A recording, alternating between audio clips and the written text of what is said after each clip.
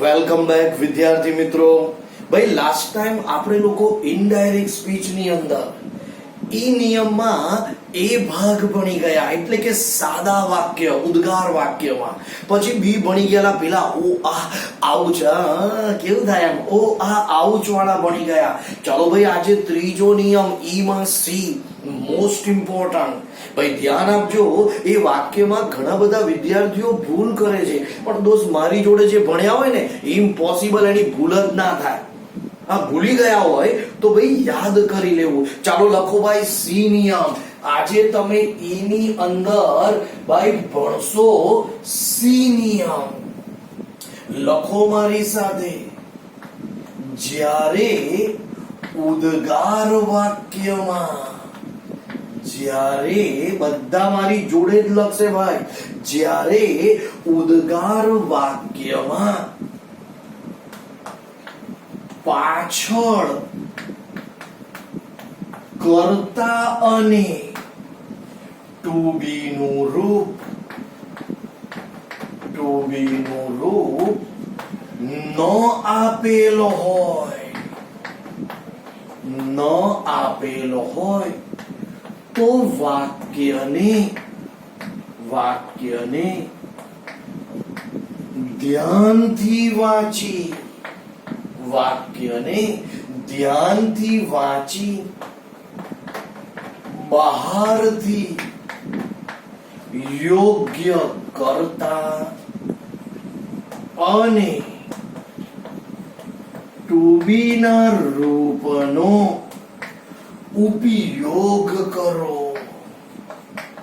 યાદ રાખજો વિદ્યાર્થી મિત્રો. ભાઈ અત્યાર સુધી ખબર છે હું તમને ઉદ્ગારમાંથી વિધાનના 4 નિયમ બોલતો હતો અને શું કહેતો હતો, વોટ કે હાવ ને કાઢી નાખો અને પેલો ઈશારો પાછળથી કર્તા અને ટુ બી ના રૂપને આગળ લાવો. દોસ્ત હવે કર્તા નહીં હોય, હવે પાછળ ટુ બી નું રૂપ બી નહીં હોય તો ફફડવાનું નહીં ના, ઉલટું ખુશ થવાનું ભાઈ. કર્તા અને ટુ બી નું રૂપ ના હોય તો વાક્યને શાંતિથી વાંચો અને બહારથી ભાઈ યોગ્ય કર્તા અને ટુ બી નું રૂપ લઈ લેવાનું. એકદમ સિમ્પલ. ચાલો ભાઈ હું તમને 4 ઉદાહરણ શીખવાડું, એટલે તમને 4 માં બહારથી કર્તા અને ટુ બી નું રૂપ કઈ રીતે લેવાનું ભાઈ એ સમજી જશો. ચાલો ભાઈ આપણું પહેલું વાક્ય એટલે કે ઉદ્ગાર વાક્યમાં પાછળ કર્તા અને ટુ બી નું રૂપ ન આપેલ હોય તો વાક્યને ધ્યાનથી વાંચી બહારથી કર્તા અને ટુ બી ના રૂપને શોધી કાઢો અથવા ટુ બી ના રૂપનો ઉપયોગ કરો. પહેલું વાક્ય, ટીચર સેડ. ભાઈ અવતરણ ચિહ્નની અંદર હાઉ ક્લેવર, ઉદ્ગાર ચિહ્ન. ભાઈ ધ્યાનથી વાક્ય વાંચો, કદી વાક્યમાં ઉતાવળ નથી કરવાની. ભાઈ પહેલું તો સેડ એટલે કે ભૂતકાળ. ભાઈ ધ્યાનથી જો, આ હાઉ જોઈને કોઈ વિદ્યાર્થી એવું ના કે WH, હું વારંવાર કહું છું WH જોઈ છેતરાતા નહીં. અને પાછળ ધ્યાનથી જો, આ કયું ચિહ્ન છે, ઉદ્ગાર. ભાઈ ઉદ્ગાર વાક્યમાં આપણો તો નિયમ છે બોલનાર અને સાંભળનાર વચ્ચે એક્સલેમ લખાય. તો ચાલો ભાઈ હું લખી નાખું છું, ટીચર એક્સલેમ. બોલો અવતરણ ચિહ્નોને કાઢી શું મુકાય, ધેટ. ઉભા રહો વિદ્યાર્થી, કોઈ ઉતાવળ ના કરે, સમય લખવાનો આપી સમજી લે. એકવાર સમજી ગયો ને ભાઈ આખી જિંદગી યાદ રહેશે. અને કેટલાકને તો બોલા વાક્ય લખ્યું ને યાદ આવી ગયું, આવી જ જાય ભાઈ. તો યાદ રાખજો ભાઈ, હવે તમારે આ વાક્યને વિધાન બનાવવાનું, પણ 4 નિયમ તો બોલવાના ભાઈ. પહેલો નિયમ વોટ કે હાઉ ને કાઢી નાખો. તો ચાલો વિદ્યાર્થી મિત્રો મેં હાઉ ને કાઢી નાખ્યું. એટલે બીજો નિયમ પાછળથી કરતા અને ટુ બી ના રૂપને આગળ લાવો. મને કો પાછળ કરતા અને ટુ બી રૂપ છે નથી, અને ભાઈ ના હોય તો કઈ નહીં, સેજ બી ચિંતા નહીં કરવાનું. શું લખ્યું છે, વાક્યમાં કર્તા અને ટુ બી રૂપ ના હોય તો વાક્યને વાંચો. તો વાક્ય વાંચી હાઉ ક્લેવર. તો ભાઈ તને કોના વિશે વાત કરી છે, ક્લેવર. ભાઈ ક્લેવર એટલે ગુજરાતીમાં કહેવાય હોશિયાર. મને કહો હોશિયાર કોણ હોય? ભાઈ બધાને ખબર છે હોશિયાર સજીવ જ હોય, કદી નિર્જીવ હોશિયાર કહેવાય ના કહેવાય. એટલે ભાઈ આ ચોક માર્કર પેન હોશિયાર કહેવાય કે એને ઇંગ્લિશ આવડે, એને મેથ્સ ગણિત આવડે, વિજ્ઞાન સમાજ બહુ હોશિયાર કહેવાય? ચોક અને માર્કર એટલે એવું ના હોય ભાઈ. હોશિયાર હંમેશા સજીવ જ હોય, અને સજીવમાં પાછા બે હોય. કોણ હોય? હી અને સી. તો ભાઈ સજીવમાં હોશિયાર બે હોય, હી અને સી. અને બધા વિદ્યાર્થીઓને ખબર છે ભાઈ વધારે પડતા હોશિયાર કોણ હોય? ભાઈ છોકરીઓ જ હોય હોશિયાર. કોઈ કહો સર એવું નહીં એવું નહીં, એટલે ભાઈ હું ખોટું બોલું છું. ચાલ એક કામ કર, તું બોર્ડમાં 1 થી 10 નંબર ચેક કર અને પહેલો નંબર બી ચેક કર, 10મું હોય કે 12મું. છોકરીઓ જ હોય. આ છોકરા હોય ના હોય એવું નહીં. પાછા મન દુઃખ થાય કે સર છોકરીઓ પક્ષ કહેશે. ના ભાઈ છોકરીઓ એમ બહુ હોશિયાર હોય, અને છોકરાઓને તો ખબર છે છોકરીઓ હોશિયાર હોય. ભાઈ કેટલું કરી નાખ્યું તારું આજ સુધી, બહુ ચોકલેટો ખવડાય ભાઈ, કરી નાખ્યું તારું. બહુ હોશિયાર હોય છોકરીઓ. તો ભાઈ છોકરીઓ હોશિયાર એ પ્રૂફ છે આપણી પાસે કે ભાઈ સૌથી વધારે ભણે ગણે છે એ જ આગળ બી એ જ આવે છે.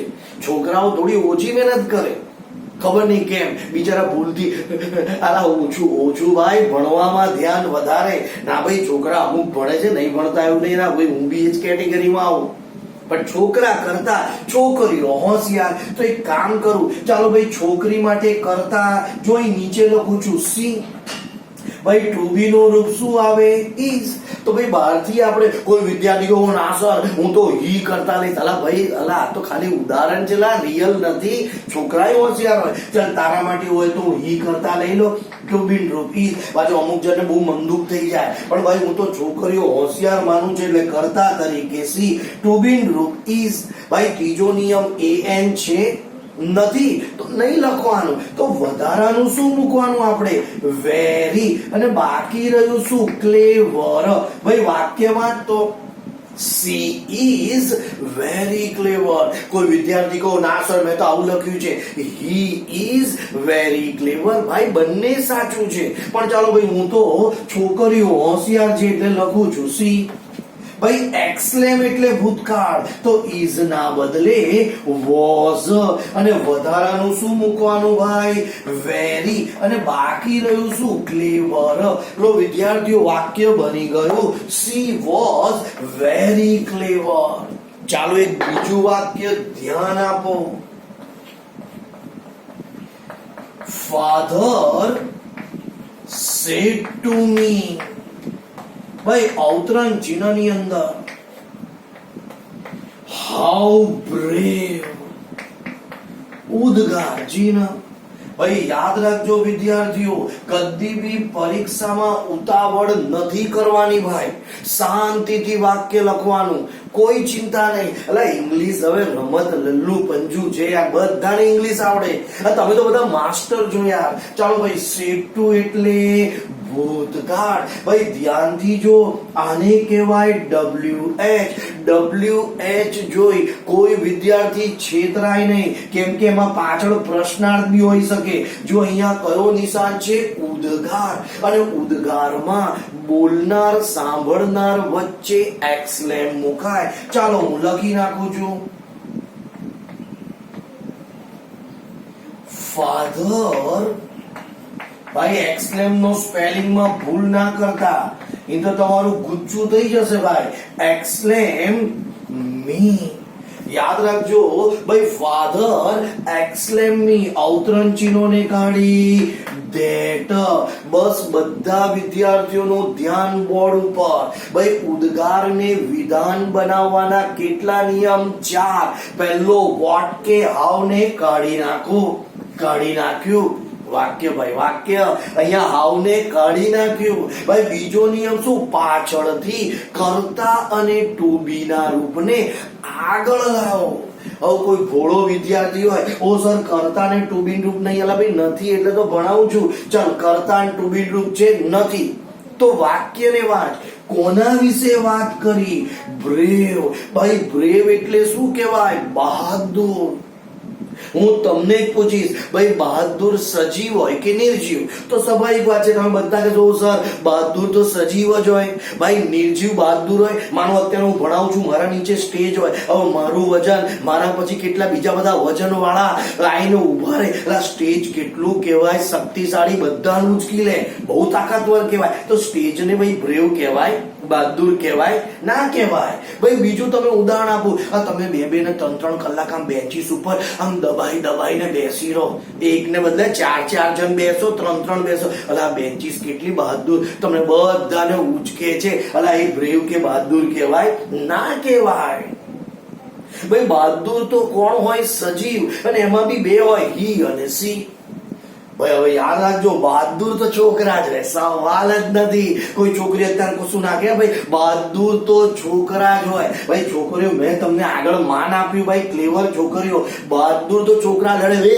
વે આ પેન મારી છે, આ પેલા એક પેન માટે બાપા મારમ મારી કરે. છોકરાઓ તો બહુ બહાદુર હોય, અને પાછા કેટલાય આટા મારે, હું બધું ઘસી નાખે, અલા બહુ બહાદુર બાપા, બહુ બહાદુર. એટલે ભાઈ હું તો છોકરાઓને માન આપીશ આજે, છોકરાઓ માટે કરતા હી. ચાલો ભાઈ, જો વિદ્યાર્થીઓ, બહાદુર તો છોકરા જ છે ભાઈ. હા, આ કોઈ છોકરી મન દુઃખ ના કરે ભાઈ. બહાદુરમાં ઝાંસી કી રાણી, અરે ભાઈ મને ખબર છે છોકરીઓ બહુ બહાદુર હોય છે, પણ ભાઈ હવે છોકરાઓનો વારો છે ભાઈ, ના ચાલે. તો છોકરા તરીકે બહાદુરમાં મેં હી લઈ લીધું. કોઈ છોકરી કે હું ના સર હું સી લઈશ, અરે કઈ વાંધો નહીં ભાઈ, તું કરતા તરીકે સી લે, મને કોઈ વાંધો નથી. મેં કરતા તરીકે અત્યારે હી, એટલે હી સાથે ટુ બી રૂપ શું આવે? ઈઝ. તો સી સાથે પણ ઈઝ આવે. અચ્છા મને કહો આમાં an છે? નથી. તો વધારાનું શું મુકાય?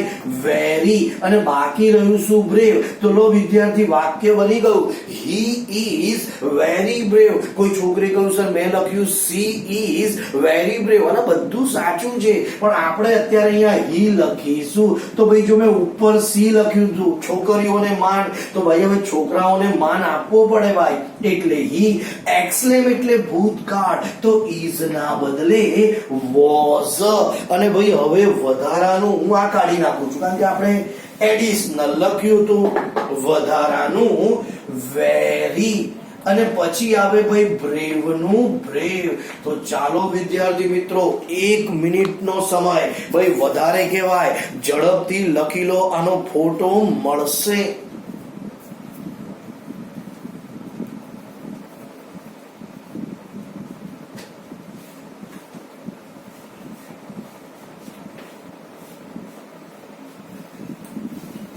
લખવામાં ધ્યાન આપવું, અને લખતી વખતે ભાઈ થોડીક ઝડપ કરવી.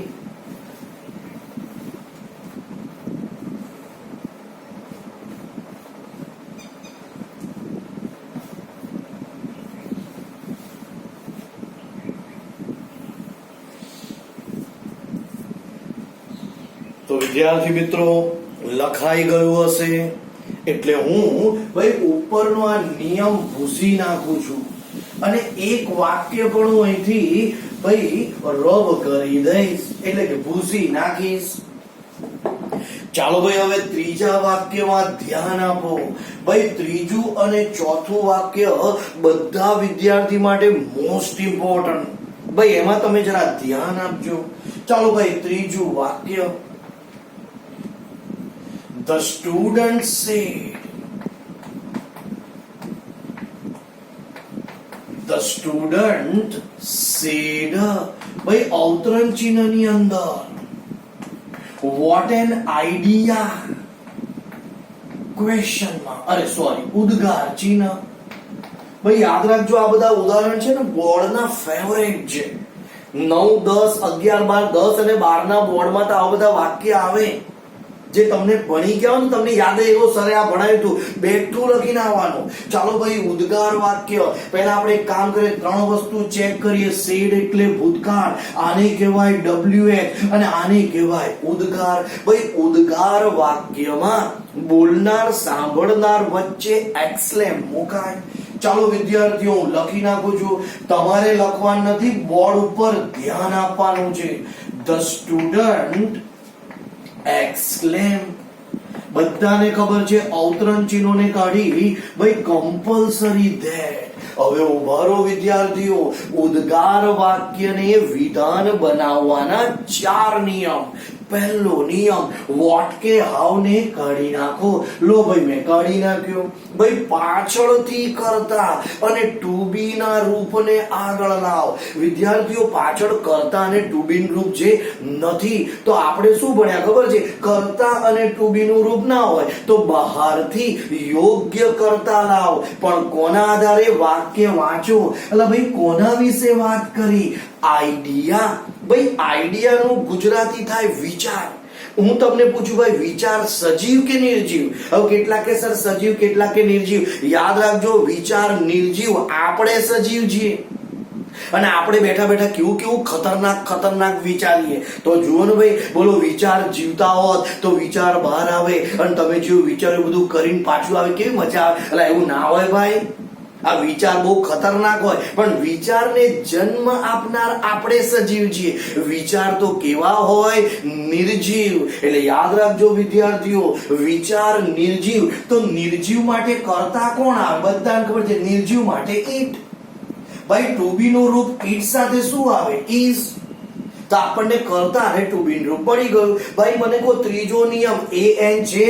હા છે ને સર, તો કઈ વાંધો ને ભાઈ, તું એ લખી નાખ. ચલો બાકી રહ્યું શું વધારાનું? વેરી. અને બાકી રહ્યું શું હવે? આઈડિયા. હવે આ વાક્યને વાંચતો, it is a very idea. એટલે મને કહો આવું વાક્ય વંચાય? It is a very idea. જો આપણું દિલ એવું કેવો સર ના ચાલે, આ તો ખોટું છે. જોયું ભાઈ, દિલ કદી ખોટી વસ્તુ સ્વીકારતી જ નથી, એક્સેપ્ટ ના કરે. આ વાક્ય ખોટું છે. It is a very idea. તો યાદ રાખજો ભાઈ, આવા વાક્યમાં આ જ ઉંમર છે. આ ઈશારામાં લોકો સમજી જાય સેટિંગ કરવાની. હવે વાક્યમાં આ જ ઉંમર છે ભાઈ સેટિંગ કરવાની. વાક્યમાં તારે આ વાક્યમાં સેટિંગ કરવું પડશે. બદમાશ બીજે બધે નહીં, ભણવામાં સેટિંગ કરો. તો ઇટ ઇઝ અ વેરી. હવે મને કોઈ કે સર આ સેટિંગ કઈ રીતે કરું? અલા ભાઈ તું સેટિંગ નો મહારથી, ચલો હું તને શીખવાડું. આઈડિયા એટલે વિચાર. હવે મને કે વિચાર કેવા આવે તને? કોઈ કે સર મને સારા આવે છે, વેરી ગુડ. કોઈ કહો સર જવા દો, મને તો ખરાબ વિચાર આવે. સાચી વાત છે ભાઈ. કોઈ કહો સર મને તો મોટા વિચાર આવે. કોઈ કે ઓ સર મને નાના. અલા ભાઈ વિચાર છે ને નાના મોટા. કોઈ કહો સર નાના મોટાની વાત ના કરો. હવે ભાઈ હું ચલો નાના મોટાની વાત નહીં કરતો. આપણે એક કામ કરીએ, સારા વિચાર કરને ભાઈ સવારે. હવે સારા એટલે ગુડ, સારા એટલે નાઇસ, સારા એટલે ફાઇન.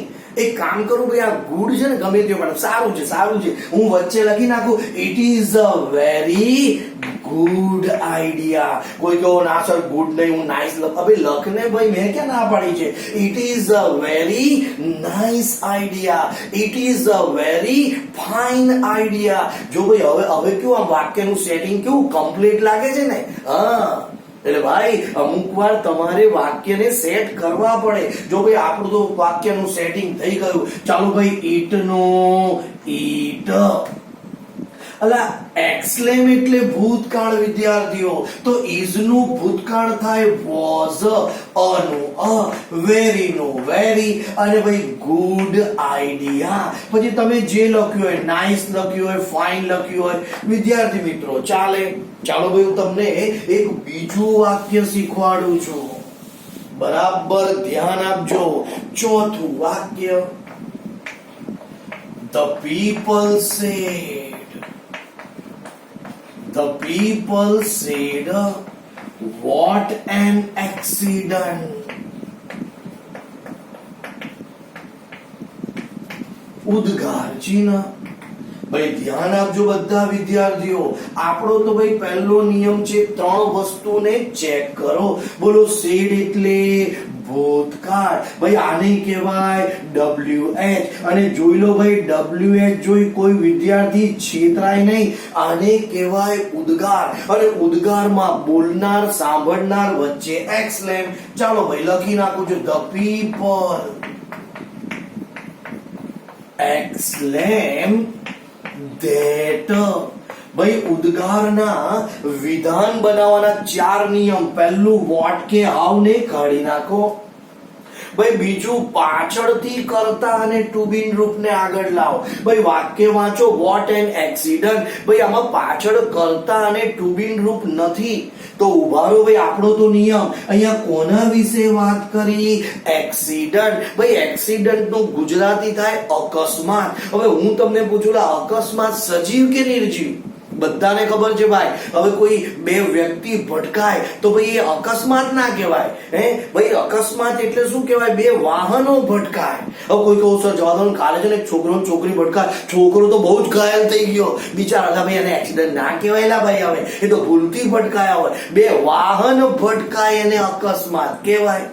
અને યાદ રાખજો ભાઈ, અકસ્માત કેવો હોય? નિર્જીવ હોય. તો અકસ્માત નિર્જીવ, તો એના માટે કરતા ઈટ. ચાલો ઈટ સાથે ટુ બી રૂપ ઇઝ. અલા ભાઈ અહીંયા એન ના બદલે અ. હવે આવું લખાય, it is a very accident. આ વાક્ય તમને યોગ્ય લાગે છે ભાઈ? આવું બોલાય, it is a very accident? તો ના ભાઈ. ચાલો આનું કરીએ સેટિંગ. એટલે અકસ્માત કેવું હોય? તો જો હોશે તો સર અકસ્માત નાના હોય, આ હોય ને ભાઈ. અકસ્માત મોટા પણ હોય, આ હોય. અને અકસ્માત ભયંકર એટલે કે ડેન્જર. અને અકસ્માત બહુ જ કે છે ભયાનક હોય એટલે હોરિબલ. હવે તને હોરિબલ નો સ્પેલિંગ આવડે છે? HORRIBLE. ના આવડે તો ના લખ ભાઈ. Danger DANGER. ભાઈ તને એનો સ્પેલિંગ આવડે છે? ના. એક કામ કરે, નાના મોટાનો સ્પેલિંગ તો બધાને આવડે. તો આપણે એક કામ કરીએ, એવું કહીએ, અલા બહુ જ મોટું એક્સિડન્ટ થયું, તો મોટા માટે શું આવે? બિગ. નાના માટે સ્મોલ. અને બિગ લાગે મોટું પણ સ્પેલિંગ તો કેટલા નાના છે, BIG. એ લખને ભાઈ. હા, મોટું બધાને ગમતું હોય ભાઈ. તને પૂછે, બોલ તને કેવું ગમે? તો કે મોટું. કેમ મોટું? તો ગાડી કેવી લઈશ? મોટી. ઘર કેવું લઈશ? મોટું. અલા ભાઈ મોટું બધાને ગમે છે. ચલો એક કામ કરી, આપણે લખી લઈએ. તો ભાઈ it is a very big accident. તો ઇટ નું ઇટ. ભાઈ ઇઝ ના બદલે was. A very big accident. વિદ્યાર્થી મિત્રો, લાઈટ જતી રહી છે એટલે થોડુંક તમને બોર્ડ ઉપર આમ આછું આછું દેખાશે, પણ આની ફોટો તમને આપી દઈશ તો બધાને જનરલી વાક્યમાં ખબર પડી ગઈ હશે. It is a very big accident. તો મેં ઇટ નું ઇટ, ઇઝ નું was. A very big accident. આનો ફોટો મળી જશે. Okay, C you on next.